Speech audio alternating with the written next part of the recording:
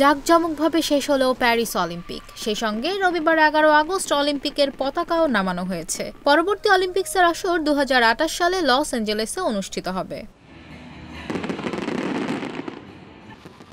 ফ্রান্সের ঐতিহাসিক ক্রীড়া ভেন্যু স্টাদে দ্য ফ্রান্স। 1998 সালে এই ভেন্যুতেই বিশ্বকাপ ফুটবলের ফাইনাল হয়েছিল। 2 যুগ পর সেই ভেন্যুতেই হলো অলিম্পিক গেমসের সমাপনী।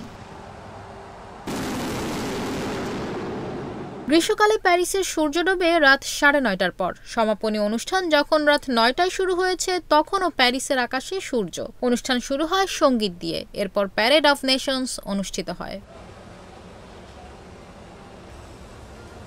3 ঘন্টা ধরে চলে প্যারিস অলিম্পিক্সের সমাপনী অনুষ্ঠান। 16 দিনের একের পর এক ইভেন্টের পর এদিন হাসি মুখে প্রত্যেক দেশের অ্যাথলেটরা প্রবেশ করেন স্টাদে দ্য ফ্রান্সে।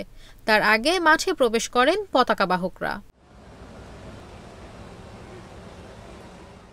এবারের অলিম্পিক পদক পেয়েছে মোট 84টি দেশ। পদক দেওয়া হয় মেয়েদের ম্যারাথনের 3 চ্যাম্পিয়নকে। প্রত্যেক বছর পুরুষদের ম্যারাথনদের পদক অনুষ্ঠান শেষ মঞ্চে হয়ে থাকে, তবে এবার সেই প্রথা ভেঙে মহিলাদের ম্যারাথনের পদক দেওয়া হলো সমাপনী অনুষ্ঠানে।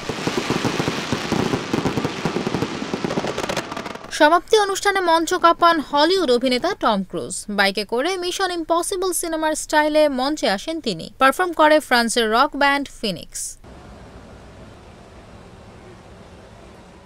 বর্ণাঢ্য অনুষ্ঠানের মধ্যে বক্তব্য রাখেন আয়োজক কমিটির সভাপতি টনি এস্তানগুয়েট এবং আন্তর্জাতিক অলিম্পিক কমিটির সভাপতি টমাস বাক। টমাস বাক লস অ্যাঞ্জেলেসের মেয়রের হাতে অলিম্পিক পতাকা তুলে দেন। শেষে অলিম্পিক মশাল নিভিয়ে অনুষ্ঠানের সমাপ্তি হয়।